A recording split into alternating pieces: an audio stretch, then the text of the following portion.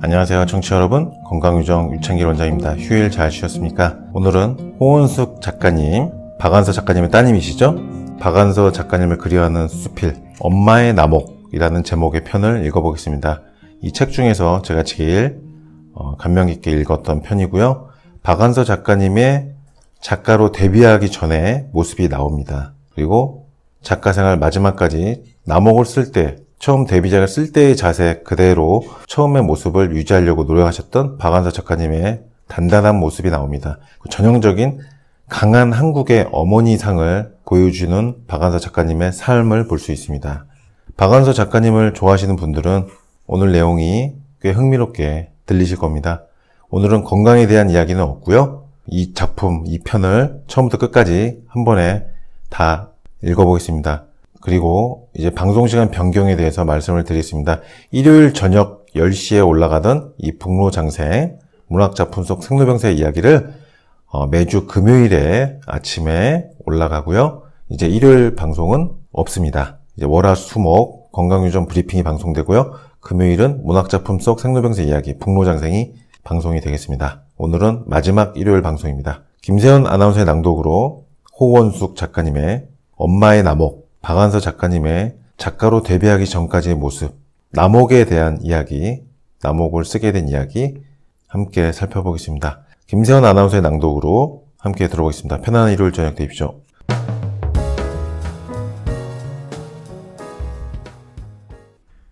엄마의 나목. 엄마의 마당에 눈이 온다. 살구나무와 백일홍이 잔가지가 천해진 채 앙상한 나목으로 서 있다. 1년 전만 해도 사시장철 엄마의 손길과 눈길이 닿았던 나무들이 모두 벌거벗은 채 서 있다. 눈발이 흔들려도 아무런 움직임이 없다. 나목은 엄마의 첫 작품의 제목이라서일까? 보통 명사가 아니라 고유 명사로 되어버린 것 같다. 박완서만이 나목이란 단어를 독차지해서 쓸 수 있는 특권을 받은 것처럼 나에게는 더욱더 그렇다. 한자로 쓰여진 나자만 보아도 곧장 나목으로 연결되고 이내 몇몇 장면으로 겹쳐지곤 한다. 엄마가 작가로 세상에 나오기 전의 모습을 가장 뚜렷하게 기억하고 있는 나는 그것을 기록할 책임을 느끼지 않을 수 없다. 솔직히 말해 책임이라기보다는 내 의식 속을 지배하며 맴도는 것을 쓸 수밖에 없는 처지이다. 운명이라고 말하기엔 거창해서 그냥 입장이나 처지라는 말로 해두고 싶다. 엄마가 글을 쓰기 훨씬 전 우리는 충신동에 살았는데 낙산 아랫동네의 좁은 골목 작은 한옥에서 엄마는 딸 넷을 줄줄이 낳으셨다. 연년생 동생이 태어날 때야 기억을 못하지만 셋째, 넷째가 태어난 것은 분명히 기억한다. 산통이 오기 시작하고 산파가 오고 집안이 온통 뜨거운 기운으로 가득한 순간들이 떠오른다. 엄마 가슴에 늘 젖먹이가 있었던 그때 엄마가 외출을 하는 것은 동대문 시장에 잠깐 장을 보러 갈 때뿐이었고 그나마도 할머니의 눈치를 보아야 했다. 겨우 한 달에 한 번쯤 어렵사리 허락을 받아 친정 나들이를 할 때는 제대로 걸을 수 있는 나를 데리고 갔다. 버스에 올라탄 엄마는 무언가 골똘히 생각하는 표정으로 바깥을 하염없이 내다본다. 나는 무슨 생각에 빠져버린 듯한 엄마의 표정이 낯설고 두려웠다. 어느 순간 갑자기 엄마가 나를 놔두고 먼저 버스에서 내려 어디론가 훌쩍 달아나 버릴 것 같았다. 그건 거의 공포심에 가까웠는데 집에서는 좀처럼 볼 수 없는 엄마의 모습을 엿본 것이다. 나의 상상은 망상이 되고 결국 버스 문 앞쪽으로 슬쩍 가서 문을 막듯이 서고야 만다. 엄마가 눈치채지 못하도록. 엄마가 다른 세계로 달아나 버릴 것 같은 예감이었는데 그건 참 당치도 않은 일이었다. 엄마는 항상 집안일에 충실했고 부드러운 미소를 짓고 있었고 딸들 하나하나를 아끼고 잘 교육시켜 주었다. 찬바람이 불며 스웨터를 짜는 뜨개질거리가 늘 무릎 위에 있었다. 그런 엄마가 어디로 달아난단 말인가. 우리 집은 작은 낙원이었다. 엄마가 작가로 나오게 된 것은 여성동화 여류 장편 소설 공모를 통해서였고 50만 원의 상금을 받았다. 부자라고 할 수 없지만 먹고 사는 데는 부족함이 없었는데 그 당시 아버지가 공장을 시작하고부터는 생활이 쪼들리는 걸 느낄 수 있었다. 그때 고등학교 2학년이던 나는 국립대학교가 아니면 대학에 갈 형편이 아니라는 걸 알 정도로 철이 들었고, 그래서 공부하는 것이 절박했다. 엄마는 5 아이를 먹이고 교육시켜야 될 뿐 아니라 할머니와 같이 사는 것만으로도 버거웠는데 아버지의 일을 돕는 것까지 덧붙여졌다. 나는 가끔 엄마가 데뷔 당시 막내까지 초등학교에 들어가 한가해지고 난 뒤 글을 쓰게 되었다고 하실 때마다 젖먹이만 없었다 뿐이지 과연 그때 한가할 틈이 있었을까 갸우뚱하게 된다. 그러나 엄마가 글을 쓰게 된 것은 비밀스러운 일이 아니었다. 그 전해이던가 엄마가 아버지의 저녁상을 차리면서 하신 말씀이 기억난다. 언젠가는 박수근 이야기를 쓸 거야. PX에서 미군들 초송화 그리던 이야기를 쓸 거란다. 아버지와도 PX에서 잘 알던 분이었단다. 그건 결심 같기도 하고 예고 같기도 했다. 마치 다음에는 시험 잘 볼 거야 하는 아이들의 일상적인 다짐과 같이 자연스러운 것이었고, 식구들은 엄마가 언젠가는 글을 쓰리라는 걸 믿고 있었다. 1970년 늦여름 어느 날 여성동화 기자가 들이닥쳤을 때 나는 우연히도 집에 있었고 그 현장을 고스란히 보았다. 그 이전에 우리 집으로 친척이나 우리들 친구 외에 외부 사람이 오는 일은 있을 수 없는 일이었는데 낯선 사람들이 들이닥친 것만으로도 정말 대단한 사건이었다. 나중에 한 일이지만 미리 연락도 하지 않고 온 것은 과연 글을 쓴 본인이 맞는지, 여자가 맞는지를 확인하러 온 것이었다. 여성을 대상으로 한 공모에 남자가 여자의 이름으로 내놓을 수 있었기 때문이었는데 실제로 그런 일이 있어 당선이 취소된 적도 있는 모양이었다. 엄마는 평범한 가정주부였지만 당당하게 당선 소식을 듣고 흥분하거나 지나치게 기쁨을 표시하지도 않았으며 그저 담담했다. 그 담담함은 여자끼리의 경쟁에서 뽑힌 것은 그리 놀랄 일이 아니라는, 당연히 올 것이 왔다는 오만함 같은 것이었다. 책이 나오기 전 시상식이 있었다. 광화문 동아일보사 사장실에서였다.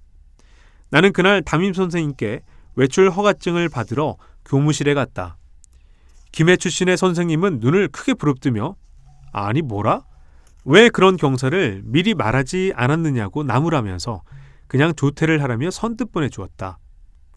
나는 광화문으로 달려가 시상식이 끝난 후 카메라로 사진을 찍었다. 그동안 살림만 하던 엄마에 대한 고마움과 믿음이었을까? 아버지는 정말 기뻐해 주셨다. 엄마의 동창 계모임 친구들이 한복을 입고 와 축하해 주었고 할머니 4분이 오셨다. 할머니와 외할머니, 충신동에서 옆집에 사시던 아버지의 외숙모, 그리고 이웃집 할머니였다. 특별한 나들이를 한 할머니들은 졸업식에서 우등상을 탄 자식을 보는 것 같은 기쁨으로 그저 싱글싱글 웃음을 띄었는데 외할머니만이 근엄하고 심각한 표정을 짓고 있었다. 딸의 운명이 바뀌는 순간이라고 생각하셨을까? 줄줄이 서 있는 할머니들 사이에 껴있는 것이 자존심이 상하셨을까? 그 할머니들이 살아온 이야기는 엄마의 소설 속에서 무궁무진하고 훌륭한 자원이 되었다. 그 얼마 뒤 엄마의 첫 책이 나온 날을 잊을 수 없다. 여성지의 부록으로 딸려 나온 2단 세로쓰기의 단행본이었다. 속에 쏙 들어올 듯 작았고 갱지로 된 것이었지만 그 느낌은 굉장했고 그 당시 감각으로는 결코 초라하지 않았다.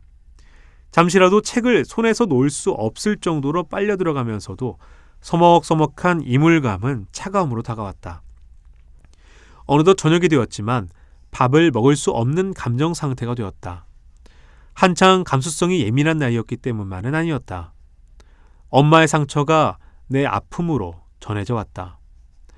어릴 적부터 표현할 수 없이 두려워했던 엄마의 골똘함이 다만 망상이 아니라 현실로 다가와 있었다.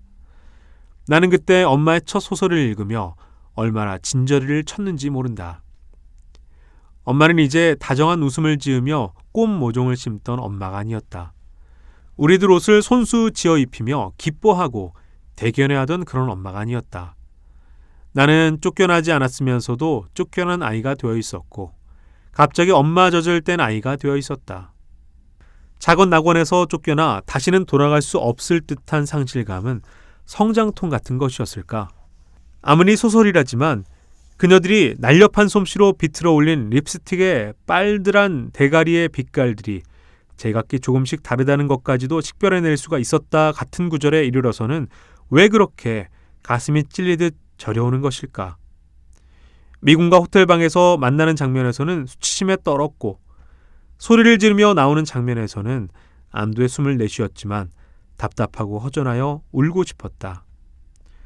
폭격으로 파괴된 집도 죽은 두 오빠도 모두 허구란 것을 알고 있었지만 그 안에 더 큰 상처가 숨어있는 듯 했고, 부연 회색으로 어머니를 묘사한 부분에서는 먹먹한 슬픔과 통증을 느꼈다. 미군들 입에서 갓댐 양구라는 말이 나올 때는 작가가 된 엄마가 자랑스러웠다. 전쟁 중 PX의 분위기와 그들의 목소리, 거기 묻어나오는 전진의 냄새까지도 생생하게 묘사하고 있었다. 도스토옙스키의 소설을 나에게 읽게 해주고 그 감동을 전해준 엄마가 드디어 해냈다고 생각했다. 나에게 엄마의 첫 소설을 읽은 밤은 마치 혁명 전야 같았고 태풍 전날 밤과 같았다. 그러나 엄마의 생활은 변화의 예감처럼 크게 달라지지는 않았다. 그 후 40년 동안 수많은 글을 쓰셨고 가족사에 우여곡절이 있었지만 엄마는 비슷한 호흡과 자세로 살아가셨다. 그건 엄마가 마지막 작품을 쓸 때까지 처음 남옥을 쓸 때와 같은 영혼을 갖고 있었기 때문일까? 그런 걸 줄곧 지켜본 나는 그 모든 것이 놀랍기만 하다. 남옥의 여러 판본들을 정리하다가 발견한 글이다. 요새도 나는 글이 도무지 안 써져서 절망스러울 때라든가 글 쓰는 일에 넌더리가 날 때는 남옥을 펴보는 버릇이 있다. 아무데나 펴들고 몇 장 읽어내려가는 사이에 얄팍한 명예욕, 습관화된 매명으로 추하게 굳은 마음이 문득 정화되고 부드러워져서 문학에 때묻지 않은 동경을 돌이킨 것처럼 느낄 수 있으니 내 어찌 이 작품을 편에 안 하랴. 1985년판 남옥 작가의 말 중에서. 돌아가시는 순간까지 문학을 향한 동경이 첫 작품을 쓰기 전과 같았던 엄마. 한겨울 벌거벗은 나무라고 해도 좋고 봄을 기다리는 봉숭아 씨앗이라도 좋다고 생각했던 엄마의 자유가 그립다. 눈이 쌓여 더욱 조용한 빈 마당을 쳐다본다. 눈발이 흩날리던 날 새벽, 아무 말씀도 남기지 않고 훌쩍 떠난 뜻은 무엇일까? 그 해답이 어딘가에 숨어 있을 것 같아 남옥을 다시 열어본다. 이내 엄마가 글을 쓰기 전에 기억이 겹쳐져 눈시울이 젖어온다. 봉인된 시간의 상자가 열리기 전 오롯이 보존된 작은 낙원에는 엄마가 늘 살아있기 때문이다.